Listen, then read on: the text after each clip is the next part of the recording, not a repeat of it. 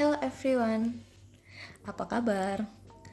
Welcome to my YouTube channel. Ya, jadi ini pertama kalinya aku bakal sharing konten di sini. Sebelumnya aku bakal kenalin diri dulu. Nama aku Ayudhya, kalian bisa panggil aku Ayu. Dan untuk topik pertama yang aku bawa sekarang, seperti yang kalian udah bisa baca di judul description, itu aku bakal bawain topik tentang kompensasi. Siapa sih orang yang nggak tahu tentang kompensasi? Yang belum bekerja pun pasti sudah berpikir target kompensasi. Kira-kira setelah mereka bekerja nanti mau dapat kompensasi berapa ya? Atau mungkin dapat benefit apa lagi ya selain gaji pokok? Ya, jadi sebelum aku lanjut ke materi, minta tolong di like, subscribe, dan juga isi kolom komentarnya. Setelah kalian selesai nonton aku mohon kritiknya, entah itu saran, kemudian apa pertanyaan, atau hanya sekedar sharing opini maupun pengalaman-pengalaman kalian seputaran kompensasi di kolom komentar. Oke, let's we start it.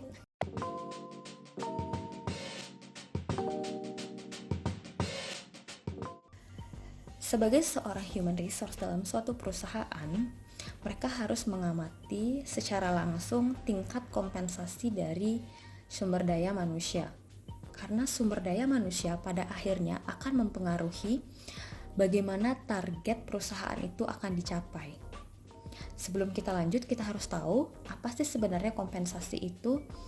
Jadi kompensasi adalah total manfaat yang diterima oleh pekerja karena telah menyelesaikan pekerjaannya. Kenapa aku bilang total manfaat? Karena kompensasi itu tidak hanya berpatokan pada uang. Nanti aku bakal jelasin apa aja lagi komponen lainnya. Di sini juga secara keseluruhan gaji itu dapat menarik, mempertahankan, serta memotivasi seorang karyawan. Kompensasi juga dapat berkontribusi terhadap, pertama, standar hidup dari seseorang. Jadi di sini ketika seseorang itu memiliki tingkat kompensasi yang lebih tinggi, otomatis pemenuhan kebutuhan hidupnya akan lebih mudah dibandingkan seseorang dengan kompensasi yang lebih kecil. Yang kedua, dianggap bahwa seseorang dengan tingkat kompensasi lebih tinggi akan memberikan better performance bagi perusahaannya. Dan yang ketiga, pemberian insentif akan membuat seorang karyawan lebih memahami apa sih tujuan dari perusahaan. Karena semakin tinggi penjualan, mereka juga akan terkena imbasnya. Mereka juga akan mendapatkan insentif yang lebih. Dan di sini, seperti yang aku bilang tadi, kompensasi itu merupakan total manfaat. Ya, jadi sebenarnya kompensasi itu ada 3 jenis. Ada yang merupakan direct financial compensation. Ini merupakan manfaat yang diterima langsung secara uang ya. Jadi mereka merasakan langsung atau menerima langsung uangnya seperti itu. Yang kedua ada indirect financial compensation. Mereka merasakan manfaatnya tapi tidak mendapatkan uang secara langsung. Dan yang terakhir ada non-financial compensation. Oke, yang pertama, direct financial compensation. Jadi ini terdiri atas 4, ada wage atau upah, kemudian ada salary atau gaji, kemudian ada insentif, dan yang terakhir ada bonus. Jadi apa sih kalau upah itu sendiri, dan kemudian apa sih bedanya sama gaji? Nah, upah itu merupakan bayaran yang diberikan kepada seorang karyawan atas jam kerja yang telah dilakukan oleh karyawan tersebut. Misalnya, seorang karyawan dengan melakukan pekerjaan selama 8 jam akan memperoleh gaji 400.000. Namun ketika suatu waktu dia hanya bekerja selama 4 jam, maka mereka hanya akan menerima upah sebesar 200.000. Sedangkan gaji atau salary ini merupakan angka yang sudah tetap. Jadi ini sudah sesuai dengan kontrak yang tertera. Karyawan entah libur sehari atau mungkin entah pulang lebih awal, itu mereka akan tetap mendapatkan uang yang sama. Jadi tidak disesuaikan. Jadi mengesampingkan berapa lama sih mereka bekerja, berapa jam sih mereka bekerja, seperti itu disampingkan. Itu merupakan pengertian dari salary atau gaji. Kemudian ada insentif. Insentif ini merupakan suatu tambahan kompensasi yang didapatkan oleh karyawan. Lebih gampangnya mungkin berdasarkan contoh ya. Jadi misalnya sales. Seorang sales di awal mereka akan memulai kontrak, mereka pasti sudah tahu ketika mereka melakukan penjualan berapa persen insentif yang akan mereka dapatkan. Nah, jadi ketika seorang sales ini telah tanda tangan kontrak kepada suatu klien, otomatis saat itu juga mereka akan mendapatkan tambahan insentif. Sedangkan bonus itu lebih sering didasarkan pada pencapaian target perusahaan. Ketika perusahaan telah mencapai target yang jauh lebih tinggi dibandingkan budget yang seharusnya, maka biasanya perusahaan akan memberikan bonus di akhir tahun kepada karyawannya. Oke, yang kedua itu ada indirect financial compensation. Indirect financial compensation itu lebih kepada tunjangan-tunjangan yang didapat oleh pegawai itu sendiri. Misalnya jaminan kesehatan, kemudian ada jaminan kecelakaan, atau mungkin juga kepengurusan administrasi, misalnya untuk pegawai tenaga asing gitu ya. Mereka kan harus mengurus kitas dan sebagainya macam lainnya. Jadi jadi biaya-biaya tersebut sudah ditanggung oleh perusahaan. Dan yang terakhir ada non-financial compensation. Ya, jadi kalau ini benar-benar tidak ada kaitannya dengan uang. Ini lebih ke arah bagaimana sih mereka secara personal merasakan mereka nyaman di tempat kerja itu. Bisa jadi ada seorang pegawai yang lebih menginginkan pekerjaan yang fleksibel. Mereka hanya bekerja 5 hari kerja, kemudian mereka bisa pulang on time sehingga bisa mereka melakukan work-life balance. Nah, jadi mereka tidak menuntut mengenai upah atau gaji yang tinggi. Itu mereka tidak cari, namun mereka lebih mencari kecenderungan emosional mereka itu terpenuhi, seperti itu. Tapi di sini juga mengenai non-financial ini sebenarnya didasarkan pada tujuan seseorang ketika bekerja. Jadi semua tidak bisa disamakan. Bisa jadi ada orang yang memang mengejar secara finansial, dan bisa jadi ada orang yang menilai suatu pekerjaan atau menginginkan suatu pekerjaan yang bersifat fleksibel. Pada kesempatan kali ini, topik yang aku bahas hanya mengerucut pada direct financial compensation, di mana direct financial compensation ini juga ada 5, yaitu ada employee based pay, kemudian ada cost of living adjustment, kemudian ada seniority pay, kemudian ada performance based pay, dan yang terakhir adalah person focused pay. Oke, dimulai dari yang pertama, mengenai employee based pay. Jadi employee based pay merupakan uang atau kompensasi yang diperoleh oleh karyawan selama mereka bekerja dalam suatu perusahaan. Entah itu dinilai berdasarkan jam kerjanya, mereka akan mendapatkan upah, atau didasarkan pada gaji mereka. Jadi ini tidak tergantung berapa jamnya, itu tidak tergantung. Atau simpelnya sebenarnya employee based pay itu bisa disebut dengan gaji pokok yang mereka terima. Oke, yang kedua itu ada cost of living adjustment atau biasa disingkat dengan COLA. Jadi ini biasanya merupakan suatu penyesuaian yang dilakukan oleh manajemen karena adanya perubahan standar biaya hidup dari karyawannya. Kalau lebih gampangnya di Indonesia bisa dibilang ketika ada penyesuaian dari UMK di tiap tahunnya. Nah, jadi di sini biasanya nilai mata uang akan menurun dari tahun ke tahun, sedangkan nilai barang akan lebih tinggi dari tahun ke tahunnya karena adanya inflasi. Jadi Ketika suatu perusahaan melakukan penyesuaian ini biasanya tidak terlepas dari yang namanya union atau serikat pekerja. Terkadang union juga dapat memberikan pressure kepada manajemen untuk memberikan penyesuaian gaji terhadap anggotanya. Di sini tujuan serikat pekerja itu sendiri adalah untuk memastikan bahwa anggotanya telah bisa hidup dari gaji yang didapatkan di dalam perusahaan. Nah, selanjutnya yang ketiga itu ada seniority pay. Dari namanya saja sudah seniority. Otomatis tunjangan ini diberikan bagi karyawan terikat dengan lamanya dia bekerja dalam suatu perusahaan. Nah, perusahaan memberikan tambahan penghargaan ini dengan tujuan agar karyawan tersebut tidak kecewa karena setelah sekian lama bekerja di perusahaan namun mereka tidak mendapatkan penghargaan apapun. Di sini biasanya pembayarannya juga akan menambahkan gaji pokok yang didapatkan oleh pegawai tersebut. Ketika pembayaran itu dilakukan, maka suatu perusahaan merasa aman bahwa pegawainya yang loyal ini akan tetap diam di perusahaannya. Sama seperti dengan teori human capital theory yang menyatakan bahwa manusia juga merupakan modal selain aset dan teknologi.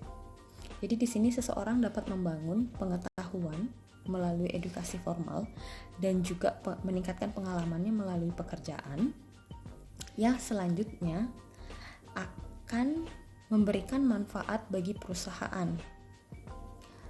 Biasanya penggunaan seniority pay ini lebih cenderung digunakan oleh organisasi dalam pemerintahan. Ya seperti yang kita tahu, ketika seseorang seorang PNS bekerja dalam jangka waktu yang lebih lama, kemudian memiliki pendidikan yang lebih tinggi, akan dibayar lebih mahal dibandingkan dengan juniornya, seperti itu. Selanjutnya ada performance based pay. Di sini seseorang itu akan dibayar sesuai dengan kinerja yang telah mereka lakukan. Berapa sih penghasilan yang dapat mereka berikan kepada perusahaan sehingga perusahaan bisa meningkatkan pendapatannya. Ketika perusahaan telah menerapkan sistem ini akan sangat menjadi objektif penilaiannya. Karena kinerja mereka benar-benar dihitung berdasarkan berapa sih penghasilan yang dapat mereka berikan. Dan di sini juga akan terlihat karyawan mana yang memiliki produktivitas yang paling tinggi. Di sini melalui pendekatan ini seseorang karyawan akan memahami target perusahaan dengan lebih rinci. Karena jika mereka tidak memahami bagaimana target dari perusahaan, mereka tidak akan bisa untuk meningkatkan performance mereka, sehingga mereka akan dibayar lebih rendah kompensasinya. Dan rewards ini juga dapat diberikan dalam bentuk merit pay, kemudian merit bonus, dan yang terakhir adalah berdasarkan insentif. Insentif ini juga dapat berupa insentif individual maupun kelompok ataupun secara perusahaan. Oke, kita bahas yang pertama mengenai merit pay. Jadi di sini merit pay merupakan peningkatan pembayaran tambahan yang diberikan kepada karyawan sesuai dengan kinerja mereka pada level tertentu. Di sini peningkatan pemberian gaji itu dapat meningkatkan motivasi mereka ke depannya, sehingga mereka akan terus menjaga motivasi itu agar bisa mengetahui apa sih target perusahaan yang selanjutnya mereka bisa dapatkan insentifnya ketika mereka mencapai target tersebut. Dan berdasarkan pendapat dari John Robino yang merupakan seorang presiden di sebuah perusahaan HR konsultan, itu mengatakan bahwa perusahaan yang membayar gaji kepada karyawan secara tetap di tiap tahunnya, itu akan memberikan sedikit motivasi bagi karyawan untuk meningkatkan kinerjanya. Karena sebenarnya bisa jadi karyawan tersebut telah merasa aman bahwa mereka sudah pasti akan dibayar sebesar angka yang tertera dalam kontrak. Dan menurut salah satu bos human resource di perusahaan bioteknologi juga mengatakan bahwa tidak ada yang sama kinerjanya di antara karyawan, bahkan ketika karyawan itu berada dalam satu departemen yang sama. Jadi dalam perusahaan bioteknologi tersebut, wakil direktur 1 bisa mendapatkan bonus yang lebih tinggi daripada wakil direktur yang kedua. Jadi mereka juga benar-benar dinilai berdasarkan kinerjanya. Karena sebenarnya pada dasarnya performance based pay ini tidak hanya sekedar untuk level staff, namun juga dari top eksekutif hingga staff diperlakukan sama. Dan ini juga sejalan sih sebenarnya dengan pemikiran generasi sekarang, yaitu generasi milenial, yang menginginkan bahwa mereka itu dinilai berdasarkan performance-nya, bukan pada berapa lama mereka mencurahkan waktunya dalam pekerjaan tersebut. Dan salah satu wakil direktur Simpson, perusahaan Simpson itu merupakan perusahaan konsultan HR, mengatakan bahwa banyak hal yang sebenarnya dapat kita pelajari dari perusahaan yang membayar karyawannya secara performance. Nah, jadi di sini ia memiliki prinsip bahwa peningkatan upah itu bukan merupakan suatu hak.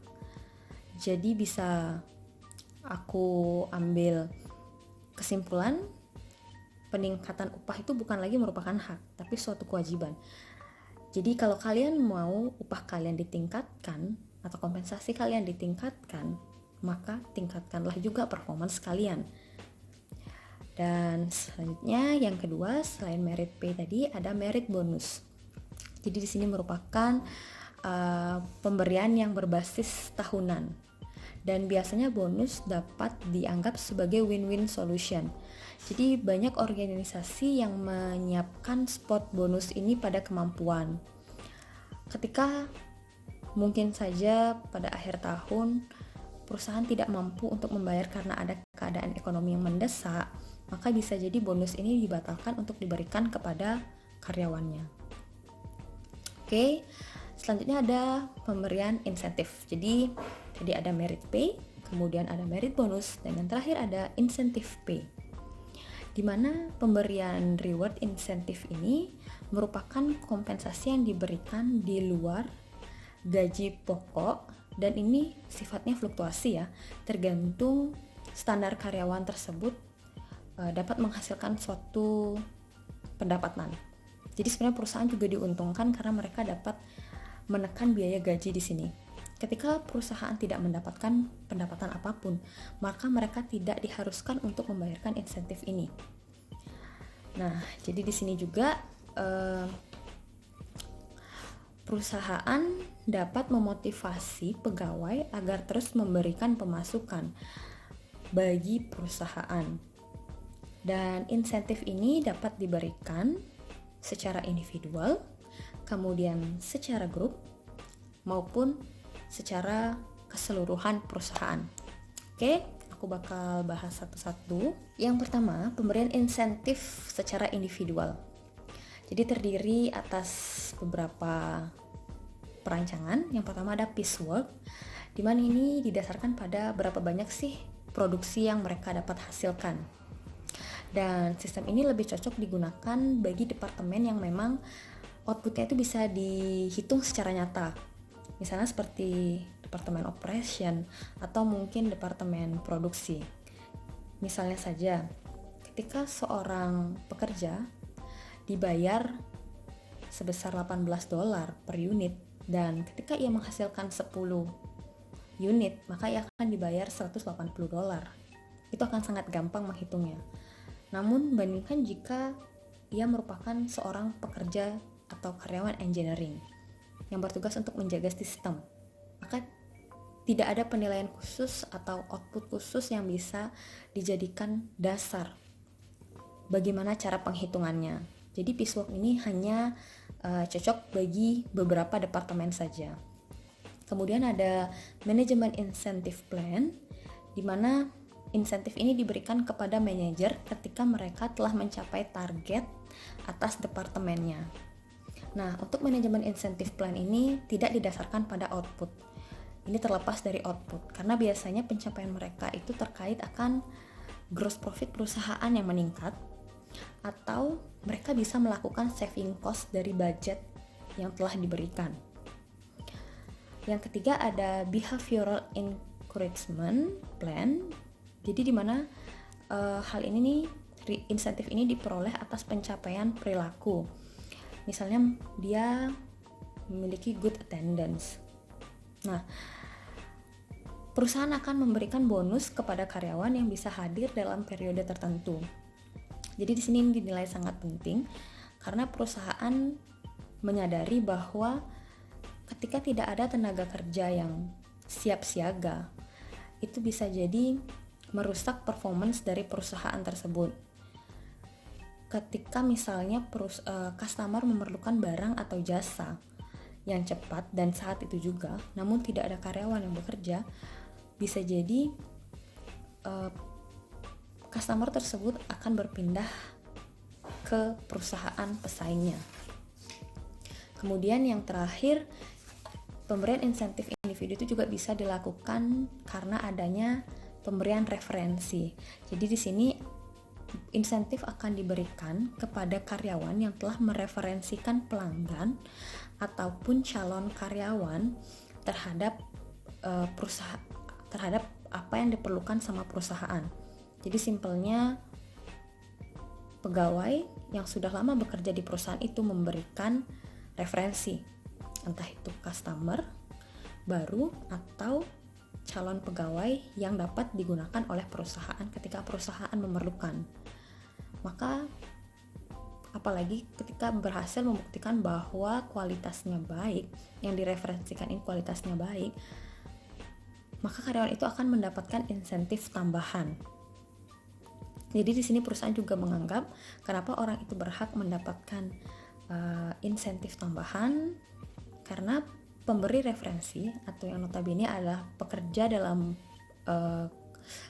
perusahaan itu sendiri dapat mereferensikan seseorang yang dianggap telah mampu atau memiliki karakter yang kurang lebih sama dengan culture dari perusahaan itu sendiri. Namun di sini tentunya ada dampak positif dan ada dampak negatif yang terjadi. Dampak positifnya itu salah satunya adalah menjaga seseorang untuk memiliki better performance, yang selanjutnya dapat meningkatkan pendapatan dari perusahaan. Kemudian yang kedua, ini biasanya sesuai dengan budaya dari salah satu negara. Misalnya saja seperti US, mereka akan menyenangi sistem ini karena pada dasarnya mereka tipikal orang yang individual. Jadi mereka akan meningkatkan kontribusi mereka secara individual juga. Namun sisi negatifnya adalah ketika ini hanya memperhatikan suatu output atau mungkin kepuasan pelanggan, menyebabkan pegawai ini bisa mengabaikan perilaku mereka di lingkungan kerja demi mencapai target individu dari karyawan itu sendiri. Perencanaan insentif yang kedua itu didasarkan pada grup atau kelompok. Jadi perusahaan menganggap bahwa kriteria sukses didasarkan pada performa seluruh tim.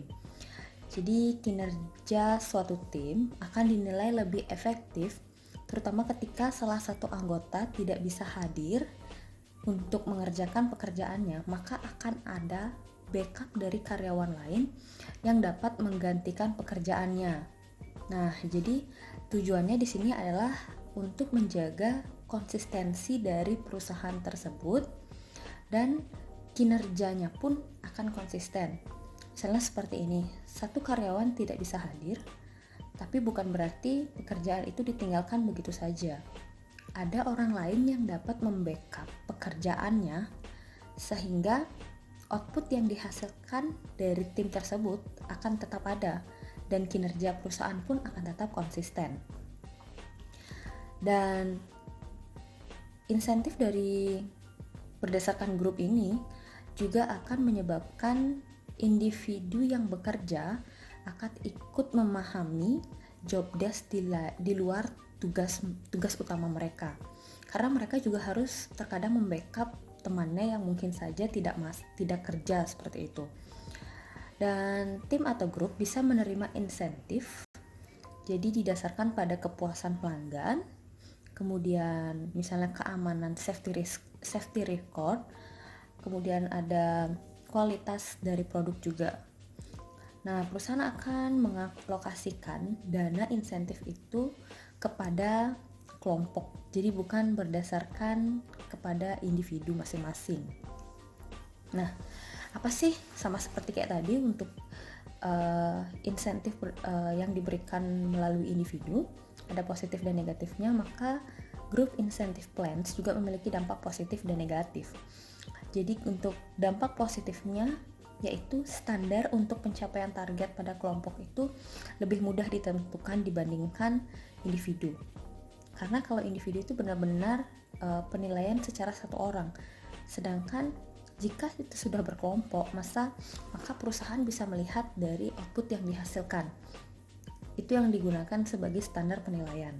Kemudian manfaat positifnya juga adalah hal ini dapat menutupi kekurangan insentif individual, yaitu seorang pekerja individu pasti tidak akan bekerja semena-mena ketika mereka tahu bahwa kesuksesan mereka dinilai berdasarkan kinerja secara keseluruhan atau secara kelompok. Dan dari segi negatifnya juga ada, yaitu bisa jadi salah satu anggota merasa lebih banyak bekerja dibandingkan anggota lainnya, atau ia merasa performance-nya dia sebenarnya dalam pekerjaan itu, andilnya dalam pekerjaan itu lebih tinggi dibandingkan anggota-anggota lainnya. Bisa jadi orang itu akan meninggalkan perusahaan tersebut. Itu sih sisi jeleknya, karena dia merasa dia melakukan pekerjaan yang lebih banyak dibandingkan anggota lainnya, tapi dia mendapatkan insentif yang sama dengan teman-temannya di dalam kelompok itu. Dan yang terakhir adalah company-wide incentive plans. Jadi di sini menggunakan insentif dengan tujuan untuk meredakan kekecewaan karyawan akibat diberikan kompensasi yang rendah dan ingin menunjukkan bahwa perusahaan akan melakukan pembayaran terhadap standarnya terhadap standar. Jadi perusahaan itu akan membayar lebih kepada karyawan ketika target perusahaan itu akan tercapai. Nah, pembagian profit ini dapat dilakukan dengan current plans atau saat itu juga. Jadi pembayarannya bisa melalui cash atau saham secepat mereka memiliki profit. Jadi begitu mereka memiliki profit, mereka akan membayar insentif tersebut kepada karyawannya, entah baik cash atau mungkin lewat saham. Kemudian ada deferred, itu merupakan penangguhan. Jadi bisa jadi pegawai itu akan mendapatkan jaminan pensiun atau mungkin kematian. Dan yang terakhir adalah kombinasi. Ini merupakan kombinasi dari cara pertama dan juga yang cara kedua. Nah, untuk positifnya, hal pemberian insentif terhadap karyawan melalui profit sharing company itu meningkatkan efisiensi dan menurunkan cost. Karena jika perusahaan tidak mendapatkan target pendapatan, maka mereka tidak harus membayarkan insentif tersebut. Namun, yang menjadi negatifnya adalah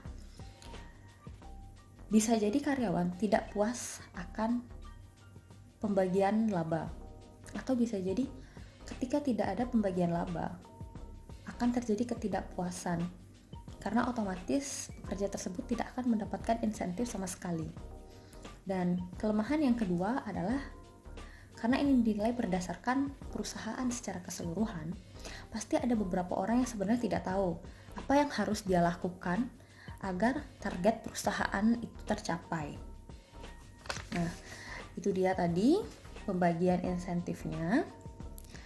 Dan untuk selanjutnya, jika tadi kita sudah bahas 4 cara, dari ada base pay performance, cost of living adjustment, kemudian ada seniority pay, ada performance focus pay, dan yang terakhir kita punya person focus pay. Jadi ini kompensasi pegawai yang digunakan untuk membangun fleksibilitas, pengetahuan maupun keterampilan untuk menunjukkan efektivitas dari suatu pekerjaan. Jadi perencanaan pekerjaan ini didasari pada pekerjaan yang telah mereka selesaikan sesuai dengan job description. Jadi ini murni didasarkan pada saat mereka sudah menyelesaikan pekerjaan, maka akan dilakukan pembayaran. Nah, hal ini dinilai dari 2 segi, ada skill based pay dan ada pembayaran kompetensi. Jadi untuk skill itu akan memperhatikan keterampilan yang dimiliki seseorang tanpa memperhatikan tugas yang dijalankannya saat ini. Jadi pada dasarnya mereka itu dibayar karena keterampilan yang mereka miliki. Misalnya suatu perusahaan memiliki 6 mesin, dan salah seorang karyawan yang mungkin bukan berasal dari departemen engineering bisa menghandle mesin tersebut, maka karyawan tersebut akan berhak mendapatkan insentif dari perusahaan. Kemudian yang kedua mengenai kompetensi. Jadi kalau kompetensi ini didasarkan pada pengetahuan dan keterampilan yang dimiliki oleh orang tersebut. Oh ya, untuk skill based pay, karena ini didasarkan pada keahlian, perusahaan juga harus menjaga motivasi karyawan. Jadi kita bayangin aja deh, orang yang bisa menghandle mesin atau teknologi yang dimiliki suatu perusahaan sudah pasti biasanya adalah orang yang lama bekerja.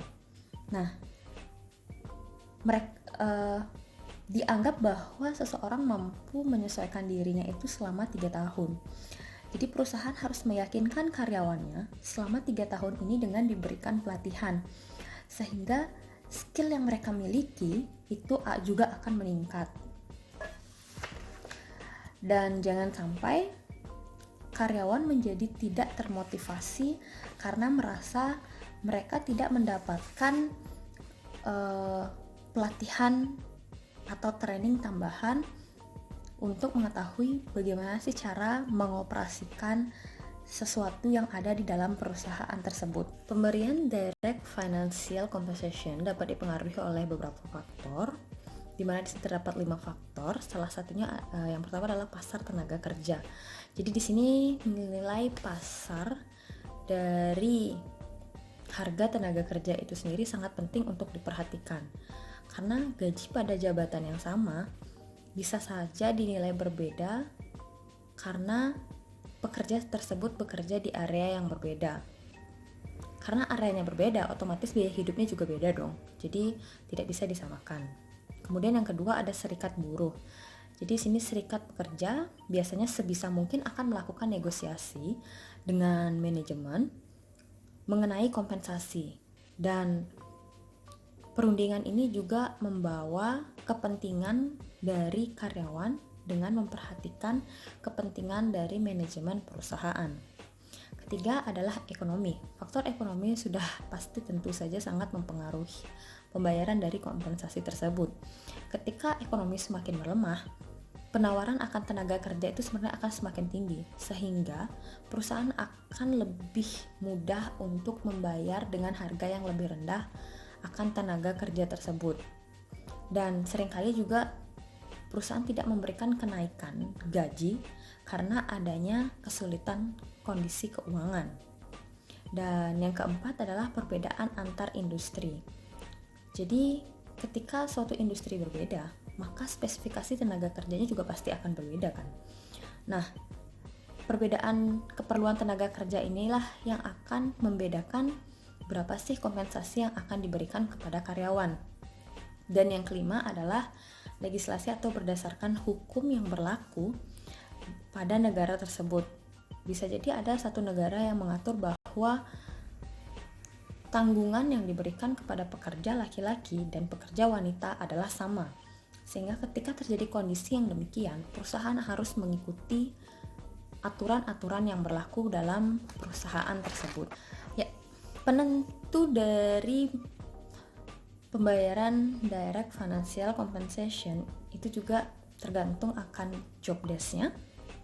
Kemudian bagaimana pengaturan pembayaran gaji dari perusahaan pesaingnya, dan bagaimana struktur dari gaji tersebut. Saya akan bahas satu-satu. Yang pertama, mengenai job description.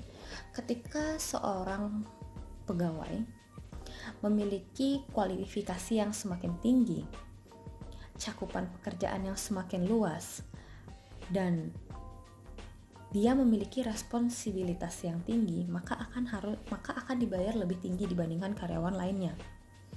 Di sini perusahaan melalui HR itu juga akan melakukan job evaluasi. Jadi mereka menilai apakah departemen tersebut sudah sesuai dibayarkan sekian. Jadi biasanya kalau appraisal akhir tahun ini menilai pegawai, sedangkan kalau job evaluasi itu menilai pekerjaan pada departemen tersebut. Dan penilaian itu atau job evaluation bisa dilakukan dengan 4 cara. Yang pertama ada ranking method. Jadi HR akan menilai, memberikan penilaian berapa sih nilai yang diberikan pekerjaan, yang dihasilkan pekerjaan tersebut terhadap perusahaan. Seberapa jauh sih dampaknya. Kemudian yang kedua ada classification. Jadi di sini HR akan mendeskripsikan level kesulitan dari masing-masing pekerjaan tersebut. Yang ketiga adalah faktor pembanding, di mana faktor pembanding ini tidak hanya memperhatikan keterkaitan tugas itu, namun cakupan secara keseluruhan. Apa saja cakupan keseluruhan itu? Ada 5. Yang pertama itu ada mental requirement. Jadi bagaimana pegawai tersebut memiliki kemampuan secara pengetahuan atau penalaran. Yang kedua itu ada faktor skill. Di sini dinilai bagaimana pegawai tersebut mampu berkoordinasi, bagaimana pekerjaan tersebut memerlukan koordinasi. Habis itu untuk physical, jadi bagaimana pekerjaan tersebut, apakah harus berdiri pegawainya selalu, atau mungkin harus berjalan jauh dan sebagai halnya. Kemudian ada responsible, apakah pekerjaan tersebut terkait akan bahan baku atau berkait dengan uang. Dan yang terakhir adalah working condition, jadi apakah departemen tersebut memiliki dampak pekerjaan yang sangat berbahaya dibandingkan pekerjaan lainnya. Dan job evaluation yang terakhir dapat dinilai dengan point method. Jadi HR akan memberikan penilaian pada setiap job spesifikasi. Di sini HR harus berhati-hati karena ini akan dilakukan sekali dan biasanya penilaian ini akan digunakan untuk bertahun-tahun. Kemudian selain job description juga ada competitive compensation policy.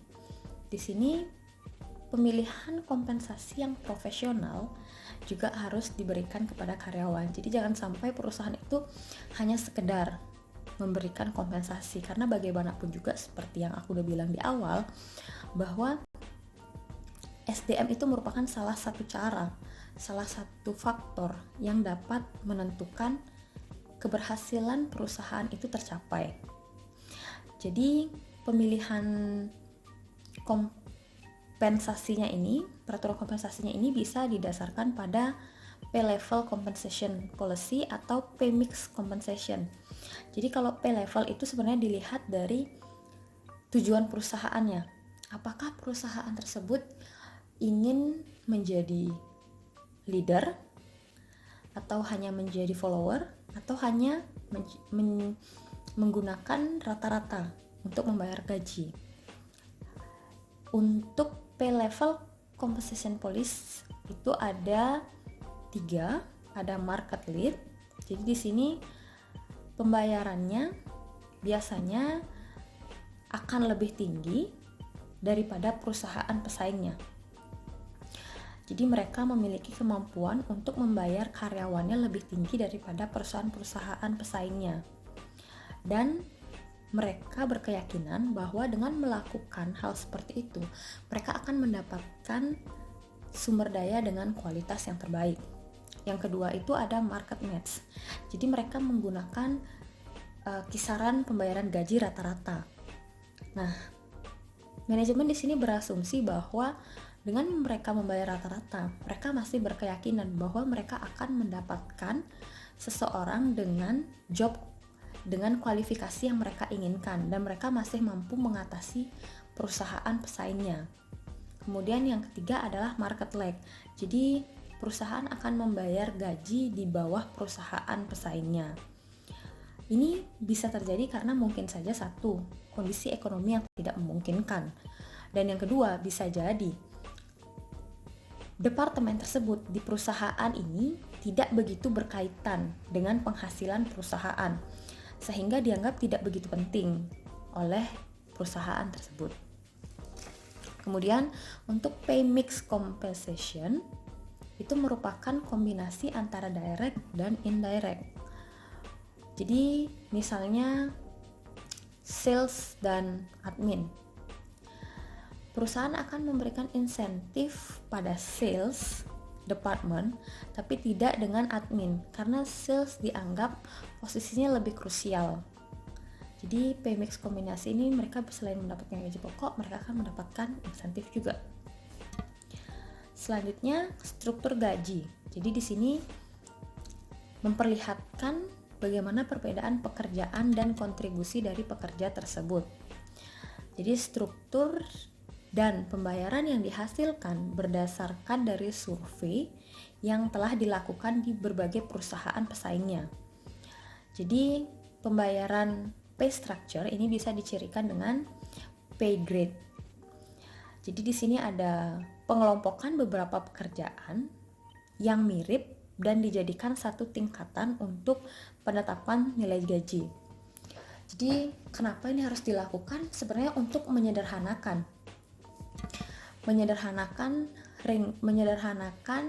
tingkatan pembayaran gaji tersebut. Apabila terdapat 200 kriteria, maka sangat akan menyusahkan sekali. Mereka harus memiliki kriteria untuk 20 tipe pekerjaan. Sehingga ketika ada sesuatu job description yang mirip dan bisa dijadikan satu klasifikasi, mereka akan menjadikannya satu kelompok. Kemudian setelah mendapatkan pay grade, mereka akan membuat pay range atau rentang pembayaran. Jadi mereka akan menentukan berapa sih tingkatan minimum maupun gaji dari masing-masing level yang telah mereka miliki sebelumnya. Ya, jadi perusahaan juga mengenal namanya board banding.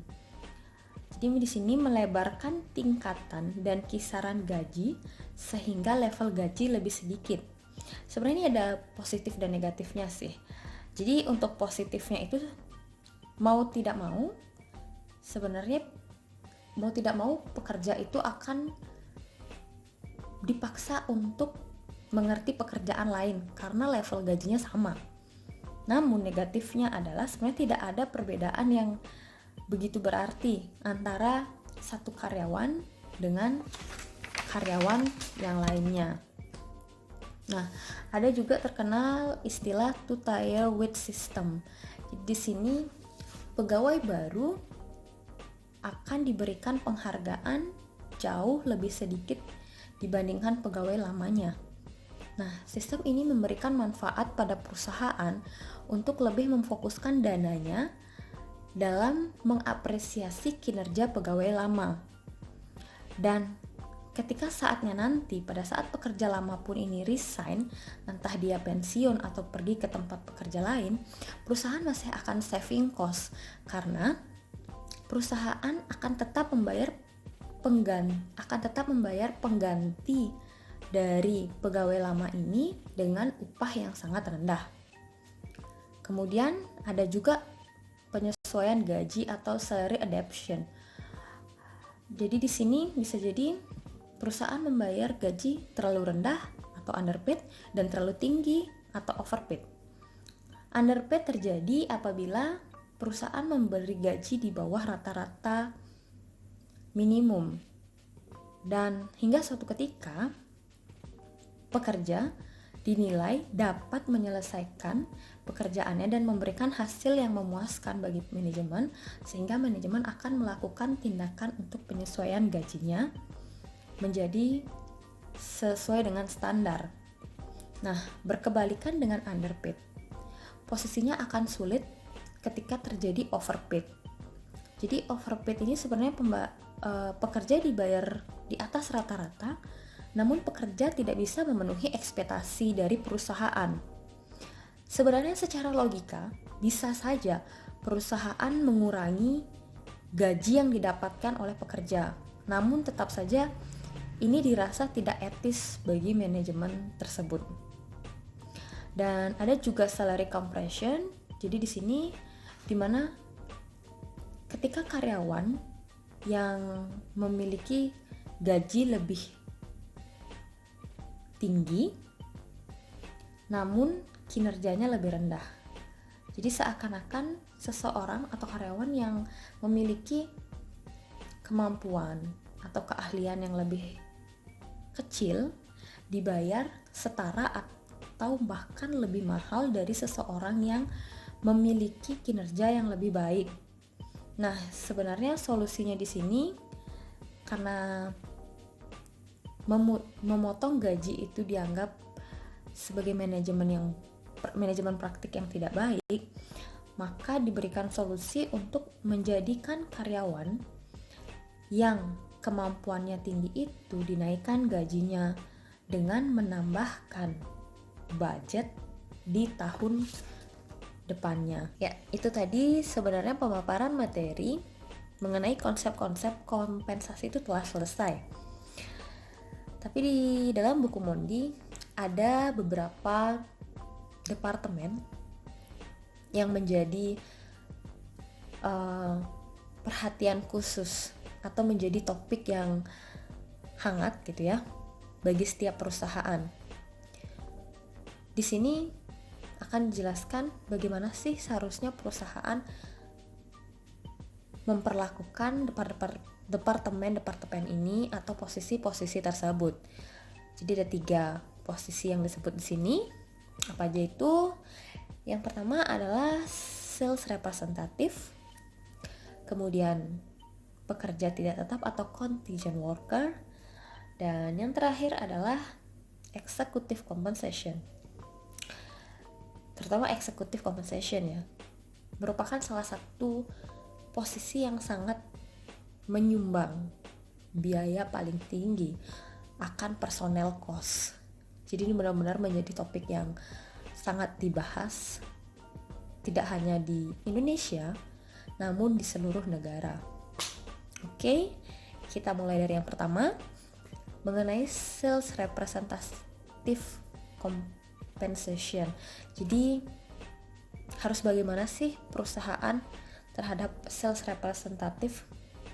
Apakah harus tetap mengikat atau dijadikan freelance? Apakah harus dibayar berdasarkan base pay atau berdasarkan performance-nya?